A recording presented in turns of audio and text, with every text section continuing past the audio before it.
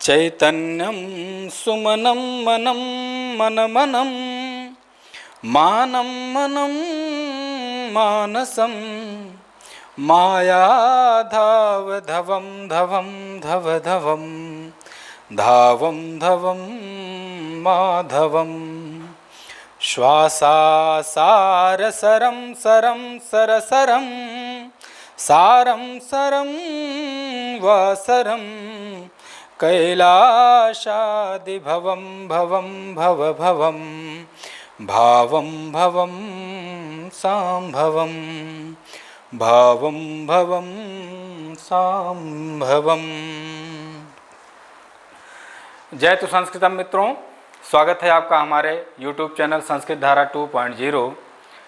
आज हम आपके लिए लाए हैं व्यंजन संधि के अंतर्गत आने वाली जस्तु संधि। जैसा कि आप देख रहे हैं कि जस्तु संधि के हमने दो भाग किए हैं और यह दो भागों में होती भी है। जस्तु संधि के दो प्रकार होते हैं, एक होता है पदांत जस्तु संधि और दूसरा होता है अपदांत जस्तु संधि। जस्तु संधि का नाम जस्तु संधि क्यों पड़ा, सबसे पहले इस पर विचार करते हैं। जैसा कि आप पिछली संधियों में आपने देखा था कि संधियों का नाम उनके गुण के ही आधार पर हो रहा था, तो जस्तु संधि का नाम भी इसके गुण के ही आधार पर पड़ा है। जस्तु का मतलब है जश हो जाना। जस्तु का मतलब क्या है? जश हो जाना। मनुष्यत्व का मतलब मनुष्य हो जाना। लघुत्व का मतलब लघु हो जाना। इष्टुत्व का मतलब इष्टु हो जाना। इष्टुत्व का मतलब इष्टु हो जाना। उसी तरह से जस्तु का मतलब जस हो जाना, अर्थात इसमें जस आदेश होगा। आदेश की जगह पर कौन आएगा? जस। जस एक प्रत्याहार है, ठीक है। जस प्रत्याहार जब गणदस से शुरू होता है और जब गणदस में ही खत्म हो जाता है, ठीक है ना। तो इसके अंतर्गत केवल 5 वर्ण आते हैं और आप देख रहे हैं कि हर वर्ग का तीसरा अक्षर, ठीक है ना, तीसरा वर्ण, हर वर्ग का तीसरा वर्ण। च छ ज प फ ब क ख ग ट ठ ड त थ द, हर वर्ग का तीसरा अक्षर, ठीक है। सूत्र है, पहले आप पढ़िए पदांत जस्तु संधि। ये पदांत जस्तु संधि और अपदांत जस्तु संधि का क्या मामला है, इसको देखते हैं। पदांत जस्तु संधि का सूत्र है झलांग जशवंते, ठीक है ना। सूत्र का अर्थ देखिए पहले। झलांग जशवंते क्या कर रहा है कि झलाम माने झल, झल एक प्रत्याहार है। झल प्रत्याहार कहाँ से शुरू होगा? झभय के झ से शुरू होगा और हल के ल तक जाता है, ठीक है ना। तो इसके अंतर झभय के झ से शुरू करके हल के ल तक जो जाएगा उसके अंतर्गत इतने वर्ण आते हैं। झ भ घ ढ ध ज ब ग ड द ख फ छ ठ थ च ट त क प श ष स ह, ठीक है ना। और इसकी जगह पर आदेश होता है ज ब ग ड द। कहने का मतलब यदि किसी पद के अंत में 2 पद आएंगे, संधि होते समय 2 पद आएंगे, उन पदों का अंतिम वर्ण में संधि होगी। 2 वर्णों में संधियां होती हैं, लेकिन आना किसको पड़ता है? पदों को, शब्दों को। तो 2 पद में यहाँ संधि हो रही है। तो पहले पद का, ठीक है, अंतिम वर्ण क्या होना चाहिए? झल होना चाहिए, ठीक है। पहले पद का अंतिम वर्ण क्या होना चाहिए? झल। झल में इतने वर्ण है, आप देख रहे हैं। हर वर्ग का ये क्या है? पहला वर्ण, और ये दूसरा, ये तीसरा, और घ ये चौथा। पहला, दूसरा, तीसरा, चौथा, और ये क्या है? ऊष्म। इतने वर्ण आएंगे झल में। मतलब पहला वर्ण, दूसरा वर्ण, तीसरा वर्ण और चौथा वर्ण, ठीक है। और ऊष्म वर्णों के आने पर उसको क्या हो जाता है? जस आदेश हो जाता है। मतलब ज ब ग ड द, यही आदेश होगा। इसमें कितने अक्षर हो गए? देखिए 5, 10, 15, 20 अक्षर ये हो गए वर्गीय व्यंजन और 4 ऊष्म, मतलब 24 अक्षर। 24 अक्षरों की जगह पर आदेश कितने हैं? 5, ठीक है ना। इन 24 अक्षरों की जगह पर 5 ही आदेश होना है। तो आदेश किसके हिसाब से होगा? वर्ण उच्चारण स्थान के हिसाब से होगा, ठीक है ना। तो क्या हम इसको सीरियल से कर दें? देखिए यहाँ ज है, ब है, ग है, ड है, द है। आदेश तो यही होना है। और ये थोड़ा सा सिस्टम अभी सूत्र के अनुसार था, तो उल्टा पलटा भी दिख रहा है। किसकी जगह पर कौन होगा, इस सिस्टम से हम कर देते हैं इसको, ठीक है ना।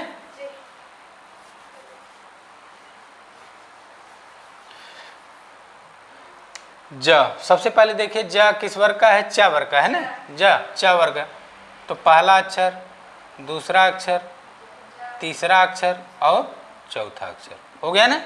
च छ ज झ। फिर क्या है, प वर्ग का है, तो पहला अक्षर प का, दूसरा, तीसरा और चौथा, प फ ब भ। फिर क वर्ग का है ग, तो पहला अक्षर क, फिर ख, फिर ग और घ, ठीक है ना। फिर ड है, ट वर्ग का है, ट, ठ, ड और ढ, ठीक है ना। फिर अगला है त वर्ग का, त, थ, द और ध, ठीक है। च छ ज झ, प फ ब भ, क ख ग घ, ट ठ ड ढ, त थ द ध। क्या बच रहा अभी, ऊष्म व्यंजन, ठीक है ना।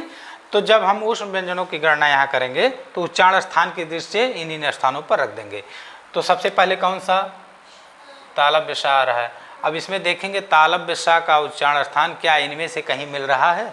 तो उच्चारण स्थान में आपने पढ़ा ना, ई चू यशा नाम तालु। चू माने होता है चा छा झा झा, तो ई चा छा झा झा और य और श, ये तालव्य सा, इसीलिए इसको तालव्य सा भी कहते हैं। तो इसका सिस्टम कहाँ बन जाएगा, च वर्ग में, ठीक है ना। उच्चारण स्थान की दृष्टि से अब यह इसका सवर्णी हो गया कि नहीं। फिर अगला क्या बच रहा है, मूर्धन्य सा, ठीक है ना। फिर इसको देखते हैं कहाँ फिट बैठ रहा है। तो आपने सूत्र पढ़ा है, ऋतु रसाणाम मूर्धा, उच्चारण स्थान पे री, ट ठ ड ढ र और श। तो इसका उच्चारण स्थान की दृष्टि से यहाँ आएगा, ठीक है ना, ट ठ ड ढ और श, ठीक। अगला क्या बच रहा है, स। इसका उच्चारण स्थान क्या है, दंत। अब इसमें किसका उच्चारण स्थान दंत है, तो यहाँ ता था दा धा न, ऋतु लसा नाम दंता, तो यहाँ आ जाएगा स, ठीक है। अब क्या बच रहा है, ह।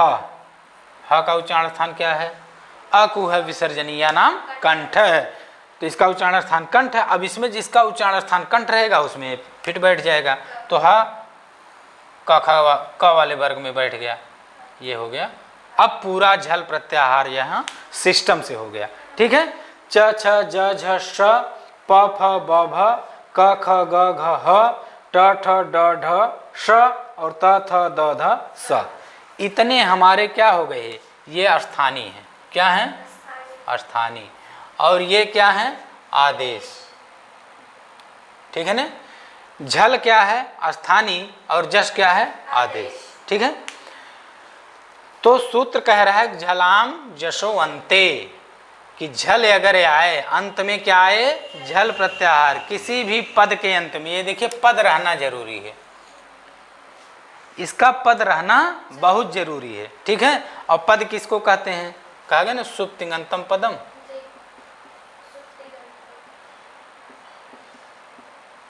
जिसमें सुप विभक्ति लग जाए, सुप माने सु और जस वाली विभक्ति, और जिसमें तिंग विभक्ति लग जाए, तिंग माने तीर्थी जो धातु है, पठत पढ़ता है पठंती, और राम है राम रामा, राम है राम रामा हमें सुप विभक्ति लग गई, पठत पढ़ता है पठंती में तिंग विभक्ति लग गई, ठीक है ना।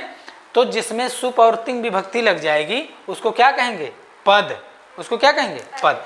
जैसे राम है, यह अभी पद नहीं है, संस्कृत में राम अभी पद नहीं, इसको शब्द नहीं कहेंगे, ये क्या अभी प्रातिपदिक है। जब इसमें सु लगेगी तो भी संधि में आपने पढ़ा ना, सु का स का रू का र को विसर्ग हो जाता है ना ऐसे। तो राम राम सु से जब रामह बन जाएगा, अब ये क्या कहलाएगा, पद, ठीक। उसी तरह से ये सुबंत है, क्या इसको कहेंगे, सुप हो अंत में जिसके, वह क्या है, सुबंत। अब इस जैसे पठ धातु है, ठीक है ना, यह क्या है, पद है, नहीं, यह प्रातिपदिक है। अब इसमें जब तिप प्रत्यय लगेगा, ठीक, तो व्याकरण की दृष्टि से तिप प्रत्यय लग करके बाद में बनता है पठति, अब ये क्या हो गया, पद हो गया। इसको क्या कहेंगे, तिंगंत, तिंग हो अंत में जिसके, तिंग प्रत्यय अंत में जिसको क्या है, तिंगंत, ठीक है ना।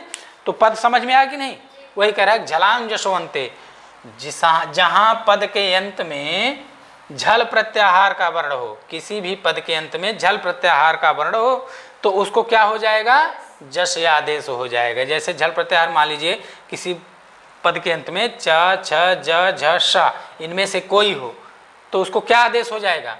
ज आदेश हो जाएगा। कैसे? उच्चारण स्थान से। मान लीजिए किसी पद के अंत में छ है तो उसकी जगह पे आदेश होना है तो सारे आदेश आ जाएंगे। ठीक है, कौन सा आदेश होगा? जो स्थानीय अंतरतमा से अंतरतम होगा, एकदम निकटतम होगा, सवर्णी होगा। सवर्णी कैसे? उच्चारण स्थान के। तो च छ ज झ श का जो उच्चारण स्थान होगा, इन आदेश वर्णों में से जिसका उच्चारण स्थान इससे मिलेगा वही आदेश हो जाएगा। ठीक है, तो छ की जगह पर कौन सा आदेश होगा? ज हो जाएगा, क्योंकि छ का उच्चारण स्थान तालु है और यहाँ ज का उच्चारण स्थान क्या है? तालु है। इसमें से किसी अन्य वर्ण का उच्चारण स्थान तालु नहीं है। ठीक है, फिर प फ ब भ इसकी जगह पर कौन आदेश होगा? किसी पद के अंत में अगर इन चारों में से कोई आ गया तो उसकी जगह पर कौन आदेश होगा? ब, क्योंकि इसका उच्चारण स्थान क्या है? ओष्ठ। उपपदमानिया नाम ओष्ठौ, और ब का उच्चारण स्थान क्या है? ओष्ठ। ठीक है, मान लीजिए किसी पद के अंत में क ख ग घ और ह इन पांचों में से कोई वर्ण आ गया पद के अंत में तो उसकी जगह पर कौन सा आदेश हो जाएगा? ग हो जाएगा। क्यों? उच्चारण स्थान की दृष्टि से। ग का उच्चारण स्थान क्या है? कंठ, और इन पांचों का उच्चारण स्थान क्या है? कंठ। उसी तरह से ट ठ ड ढ ण श, तो इनकी जगह पर कौन सा आदेश होगा? ड। इसका उच्चारण स्थान क्या है? मूर्धा, और इन पांचों का उच्चारण स्थान क्या है? मूर्धा। तो मूर्धा स्थानीय उच्चारण स्थान की दृष्टि से इस स्थानीय की जगह पर ड आदेश हो जाएगा। ठीक है, अगला क्या बचा? त थ द ध स, इसका उच्चारण स्थान क्या है? दंत। अब इसमें से जिसका उच्चारण दंत होगा वही आदेश होगा। तो द का उच्चारण स्थान दंत है तो इसकी जगह पर द हो जाएगा। ठीक है ना, संधि यही कह रही है कि किसी भी पद के अंत में यदि झल प्रत्याहार का वर्ण आए, ठीक है, अर्थात हर वर्ग का पहला, दूसरा, तीसरा, चौथा और ऊष्म वर्ण आए तो उसकी जगह पर जश आदेश हो जाएगा, मतलब उस वर्ग का तीसरा अक्षर हो जाएगा। यही ये कहना चाहती है। दूसरा क्या है इसमें कि सामने दो पद होना जरूरी है ना, दो वर्णों में संधि होगी ना, लेकिन इसका कोई नियम नहीं है कि किसी भी पद के अंत में झल प्रत्याहार का वर्ण आ गया और उसके बाद कोई नियम ही नहीं है। वो स्वर भी हो सकता है, व्यंजन भी हो सकता है, कुछ भी हो सकता है या कुछ नहीं भी हो सकता है, सारी बातें हैं। इधर पद का आना जरूरी नहीं है, उत्तर पद में पद का आना जरूरी नहीं है। अगर आए भी तो स्वर हो, मतलब स्वर भी हो सकता है, व्यंजन भी हो सकता है और कुछ भी नहीं हो सकता है। ठीक है ना, कुछ भी हो, स्वर हो, व्यंजन हो, चाहे जो हो या ना हो, फिर भी इस झल को जस आदेश होगा। ठीक है, उदाहरण के माध्यम से समझिए, ज्यादा समझ में आएगा। जैसे उदाहरण है इसमें अच, अच धन अंतः, अच धन। ठीक है, अब यहाँ च देखिए, पद है ना, ये पद है। ठीक है ना, अच माने क्या होता है? स्वर। तो च क्या है? यहाँ झल से आया है कि नहीं? एक पद के अंत में च आ गया। ठीक, च क्या है? झल है। ठीक, अब ये कह रहा है इस च को हम ज कर देंगे, उच्चारण स्थान की दृष्टि से आदेश ज हो जाएगा। क्या हो जाएगा? अज। अब इधर कोई शर्त नहीं है, स्वर आया है कि व्यंजन आया है कि कुछ नहीं आया है, इसकी कोई शर्त नहीं है। तो क्या हो जाएगा? अज धन अंत हो जाएगा, ये बनेगा ना। अब इसको जब मिलाएंगे तो क्या बन जाएगा? अजंत है। ठीक है ना, समझ में आ रहा है ना। दूसरा उदाहरण देखिए, जैसे दिक, दिक धन अंबरः। ठीक है ना, दिक धन अंबरः। अब का क्या है? झल है कि नहीं? झल है ना। अब ये कह रहा है कि झल को हम जस कर देंगे, सामने कोई भी हो, तो का को क्या हो जाएगा? ग बनेगा, दिग धन अंबरः। ठीक है, मिलाएंगे तो क्या हो जाएगा? ग आ में मिल जाएगा, दिगंबरः। अच्छा बताइए, ग आ में मिलेगा कि आ गा में मिलेगा? ग हमेशा आ में, मतलब व्यंजन ही हमेशा स्वर में मिलता है, स्वर व्यंजन के पास मिलने नहीं जाता। ठीक है ना, क्योंकि आधा कौन है? जो आधा वही तो पूरे के पास जाएगा। ठीक है ना, दिगंबरा। दूसरा उदाहरण देख लीजिए, जैसे सड, सट धन आनन, ठीक है ना। सट धन आनन, टा भी देखिए जल से आया है ना और पद है, इसलिए टा को क्या हो गया, ड सड धन आनन है, आनन है ड आ में मिल जाएगा तो हो जाएगा सडानन है, ठीक है ना। उसी तरह से वाक धन अत्र, वाक धन अत्र, अब का की जगह पर क्या हो जाएगा, ग, ठीक है ना। वा ग अ में मिल जाएगा तो पूरा हो जाएगा वागत्र, यही बन जाएगा, ठीक है। जैसे ये हुआ स्वर का उदाहरण, ठीक है, कि पदांत के बाद क्या आ रहा है, स्वर आ रहा है, ठीक है ना। अगला उदाहरण है अप धन जम, अप धन जम, अप माने पानी, ठीक है ना। पा की जगह पर क्या हो जाएगा, ब, ठीक है ना। ये हो गया अब और धन जम, ज क्या है देखिए यहाँ व्यंजन है ना, अब तक स्वर था, अब क्या हो गया व्यंजन। अब इसको मिला दीजिए, यहाँ संहिता संयोग हो जाएगा, अब जम, देखिए दो हल आपस में आ गए ना, हलो नंतरा संयोग का आ गया ना। संयोग किसे कहते हैं, जब दो व्यंजन आपस में मिलते हैं बिना किसी स्वर की बाधा के, दो व्यंजनों के बीच में अगर स्वर की बाधा रहेगी तो उसको संयोग नहीं कहेंगे। यहाँ देखिए ब के बाद सीधे ज है, फिर अ है, तो ब और जा में क्या है, संयोग हो गया, ठीक है ना। अब जम बन गया, समझ में आया। अब आप देखिए अपदांत जस्तो संधि, पदांत समझ में आ गया कि नहीं, अपदांत जस्तो संधि क्या है। अपदांत जस्तो संधि में बहुत ज़्यादा मिटाना उटाना नहीं है कुछ, बस केवल इसकी एक शर्त है कि इसका आपद होना जरूरी है, अपदांत। अब तक आप पढ़े थे पदांत, ठीक है ना, अब यह पद नहीं रहना चाहिए, अगर पद हो जाएगा तो पदांत जस्तो हो जाएगी और पद नहीं रहेगा तो अपदांत जस्तो संधि हो जाएगी, ठीक है। आदेश वही होना है, आदेश झलाम माने झलों को जस जस हो जाएगा, कब, झसी आने पर, ठीक है ना। यही इसमें एक बढ़ गया है, इसकी एक शर्त लग गई है कि यहाँ क्या आएगा, झस। झस एक प्रत्याहार है जो झभय के झा से शुरू होता है और जब गडदश के श तक जाता है तो आएगा इसमें क्या, झ भ घ ढ ध ज ब ग ड द, बस झ भ घ ढ ध ज ब ग ड द, मतलब हर वर्ग का तीसरा और चौथा वर्ण, ठीक है ना, हर वर्ग का तीसरा और चौथा वर्ण। अब इस संधि की परिभाषा देख लीजिए, संधि कह रही अपदांत जस्त संधि है, अपदांत जस्त संधि कह रही है कि किसी अपद के, पद नहीं, अपद के अंत में यदि झल प्रत्याहार का वर्ण आ जाए, मतलब हर वर्ग का पहला दूसरा तीसरा चौथा और ऊष्म व्यंजन इनमें से कोई आ जाए, ठीक, और दूसरी तरफ उसके बाद झस प्रत्याहार का वर्ण आ जाए, ठीक है ना। झस माने हर वर्ग का तीसरा और चौथा वर्ग, इनमें से कोई आ जाए तो होगा क्या, झल की जगह पर जस आदेश हो जाएगा, जैसे पहले आप पढ़े हैं पदांत वाले में, सेम वही आदेश जस में हो जाएगा, ठीक है ना। अपदांत जस्तु संधि में उदाहरण देखिए, इसको मिटा दें, उदाहरण देख लीजिए।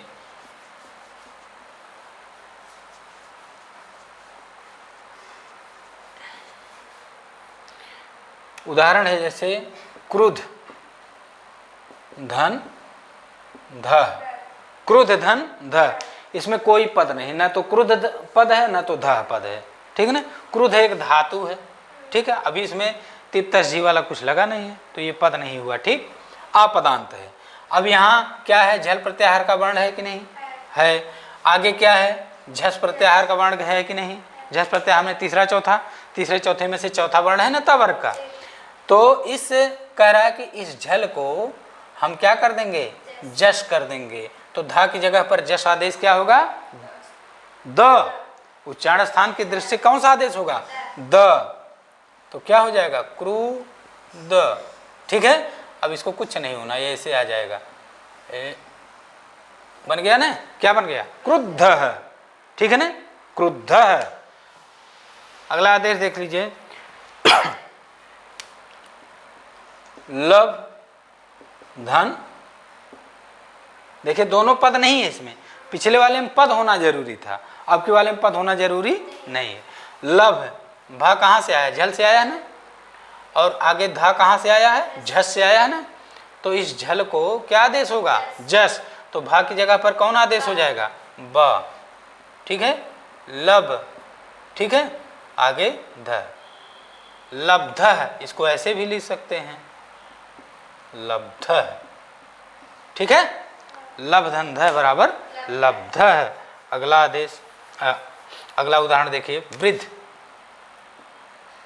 वृद्ध धन धी, पद है नहीं है, और ये धा कहाँ से है, झल से है, और धा, ये वाला धा कहाँ से, झस से है, ठीक है ना। तो धा की जगह पर कौन सा आदेश हो जाएगा, द, ठीक है ना, जश, तो हो जाएगा वृद्ध, और यहाँ धी आके जब मिलेगी तो ऐसे बन जाएगा, इसको जब आप ऐसे मिलाएंगे बाद में तो मात्रा इधर चली जाएगी, हो जाएगा वृद्धि, ठीक है। फिर अगला आदेश, अगला उदाहरण देखिए, दुह धन धम, ठीक है। हा कहाँ से आया है, झल से आया है ना, क ख ग घ ह, ठीक है। दुह एक धातु है, दुह माने दुहना, ठीक है, और धा कहाँ से आया है, झस से, ठीक है। तो झल के बाद या झस प्रत्याहार का वर्ण आ जाए तो झल को क्या हो जाएगा, जस आदेश हो जाएगा। तो हा की जगह पर कौन सा जस आदेश होगा, ग, ठीक है ना, जस में ग ही है, हा का उच्चारण स्थान कंठ और ग का उच्चारण स्थान भी कंठ ही है, तो हा की जगह पर ग हो गया। गा भी आधा बना दीजिए, आके मिल जाएगा, बनेगा क्या, दुग्धम। समझ में आ गया। पदांत जस्तु संधि और अपदांत जस्तु। पदांत जस्तु संधि का सूत्र था झलांग जसवंते, इसमें पद का रहना जरूरी था कि किसी पद के अंत में यदि झल प्रत्याहार का वर्ण आए तो उसको हम जस आदेश कर देते थे, ये हुआ पदांत जस्तु संधि। अपदांत जस्तु संधि में पद का रहना बिल्कुल जरूरी नहीं है, और इसकी शर्त यह है कि अगर झल प्रत्याहार वर्ण के बाद झस प्रत्याहार का वर्ण आ जाए तो झल प्रत्याहार की जगह पर जस आदेश हो जाएगा, ठीक है ना। आपने उदाहरणों के माध्यम से संधि को समझा, मुझे पूरी उम्मीद है कि संधि आपको समझ में आई होगी, और मेरा वीडियो आपको अच्छा लगे तो मेरे चैनल संस्कृत धारा 2.0 को आप लाइक करें, सब्सक्राइब करें और संस्कृत को घर घर तक पहुंचाएं। तब तक के लिए जय तु संस्कृतम, शुभ संध्या।